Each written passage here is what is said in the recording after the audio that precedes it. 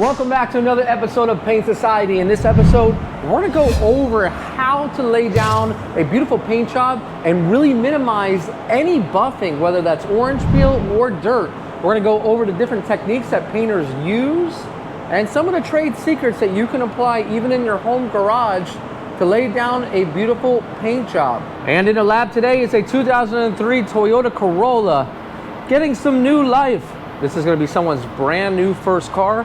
You can see that it's been completely de-trimmed the proper way, from the window removal to the door trim, the handles, taillights, and everything else.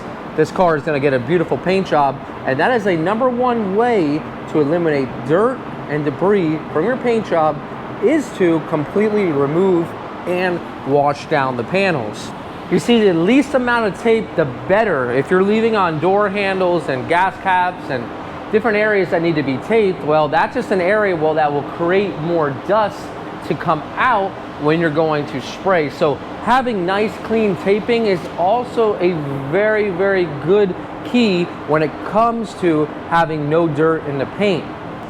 We can see that we're using continuous masking, so there's not 2 or 3 pieces of paper that are joined here. We're using one continuous piece of masking that is going around the whole entire back here. And well, what that does is that creates the least amount of crevices for tape and a cleaner finish.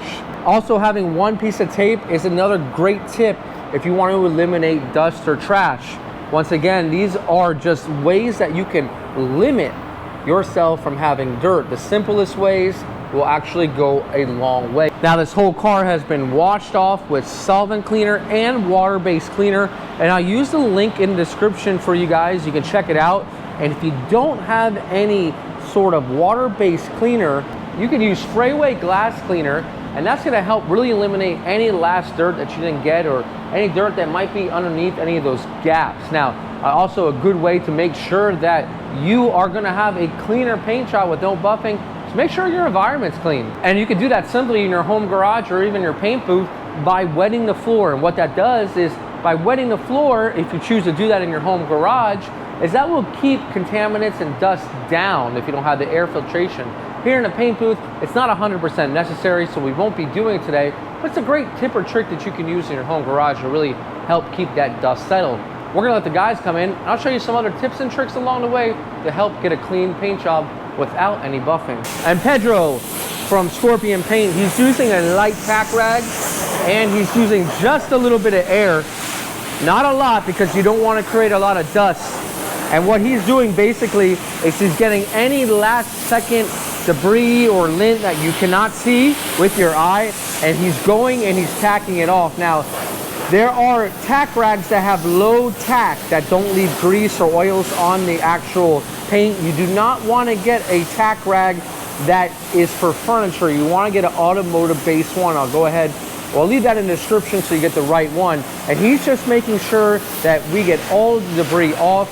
Another great way to ensure that you're going to have a job that's going to come out clean with no buffing or little to buffing as possible.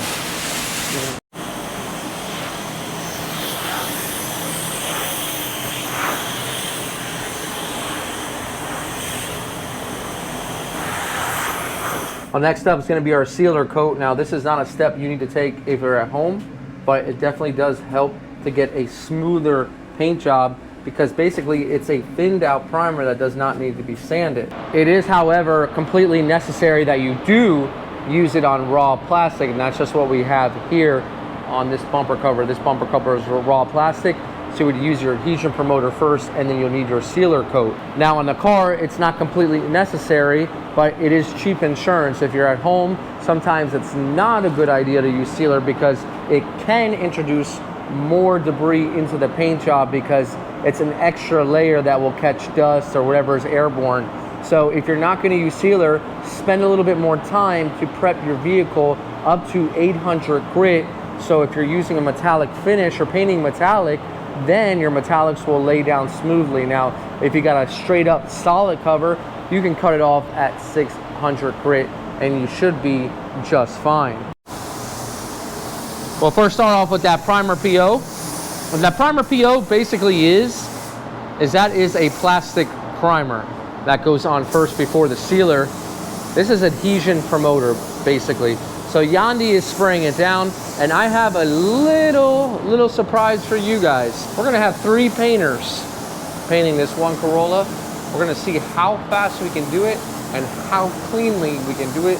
Myself, Yandy, and Pedro, we're gonna get this thing done. So let's sit back and let's get rolling.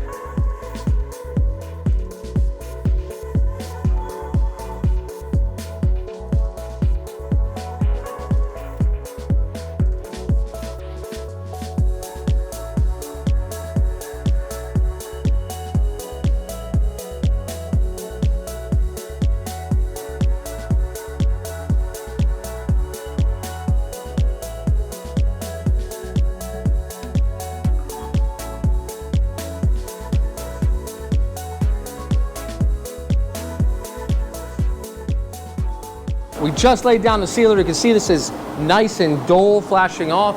It's a little bit still wet in this area, but a nice sealer coat down. We started in the front, we moved towards the exhaust. Very important note, if you want a cleaner paint job, I always like to start away from the exhaust so that the fumes and everything's moving over the car, and then we coat over the overspray so it's smooth. Now, some people like to start here and move the other way so that the overspray falls into wet paint, but this paint is drying so quick that that never really ever works out. So I always like to start at the front and then put that new paint over any of the dusted overspray that has fallen on the car. This is the way I do it. This is the best way for me. You can see now, since we used 3 of us, we were able to knock this down in just a couple minutes. We got a nice full coat on the entire car, and this now is ready for base coat. It's pretty much a new foundation for our base to lie on. We don't have to worry about any sand scratches or anything that might show up in the base, any reactions or wrinkles. The sealer takes care of that. Whole vehicle is looking good, but if you really don't want to buff, well, you need to take out some of the dirt nibs that you see before you put clear coat. Now, you can do this in your base coat as well. I just happened to notice a couple while I was spraying the sealer. One is right here. That's just a little piece of lint. This is 600 grit. And all you're gonna do is just lightly go over it. That's all. Just to take the top off. And there's one right here, little piece of lint right here. So just lightly go over it. And you wanna make sure that the sealer is nice and dry, or your base coat's nice and dry, or else you'll rip it. And that's all it takes. Those little 2 spots would have been spots that you needed to actually sand down and buff later on. And what we've done is we've just taken that away. Now, if you've got dust nibs all over the car in your sealer coat or your base, get some 800 grit or 1000 grit, lightly go over it, apply another 2 coats of base coat, and then clear. That way you don't have to buff as much when it comes down to the finished product. We're ready for base. All 3 of us are gonna put it down right now.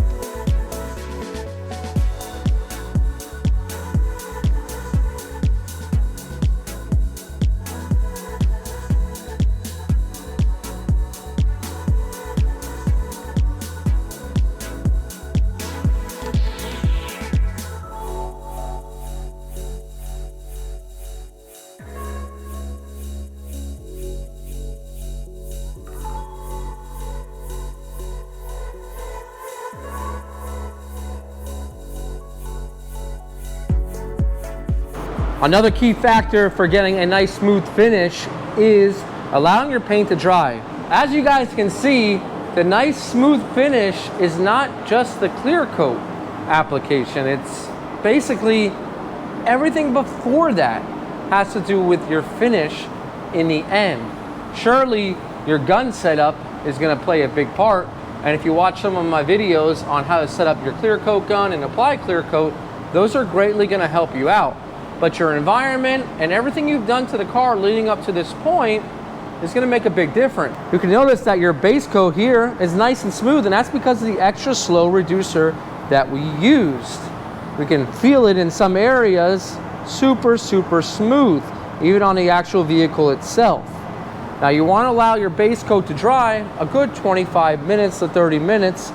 Make sure it has all the solvents out. If you don't have all the solvents out, what can happen sometimes is the solvents are still going to release into that clear coat, and the clear coat is going to trap it, and that's when you'll see little solvent pops sometimes in your finish. So keep that in mind, that a clear coat finish that does not need to be buffed, well, it's all about following the rules and procedures up until that point of application. We're ready to clear coat now. I'm going to share some tips with you along the way to get this thing nice and smooth.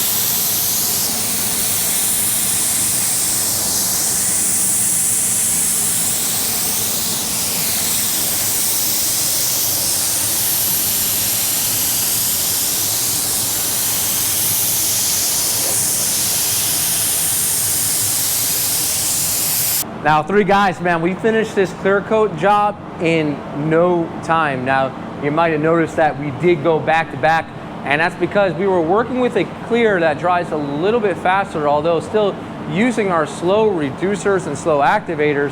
By the time we got to the back, we were able to come back over to the front and reapply.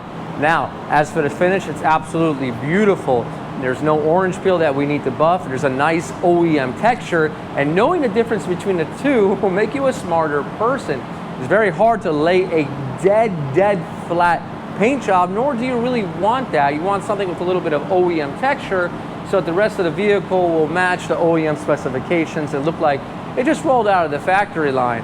Now, if we take a closer look at the actual vehicle, we'll notice that there's absolutely no need to completely sand down and buff the whole entire vehicle. The whole idea of this video is to show you that buffing is really minimized when you do the techniques that we described in the video. You might find from place to place on the panel a little dirt nib that might be scattered in one panel, or maybe possibly another dirt nib that might be in another area.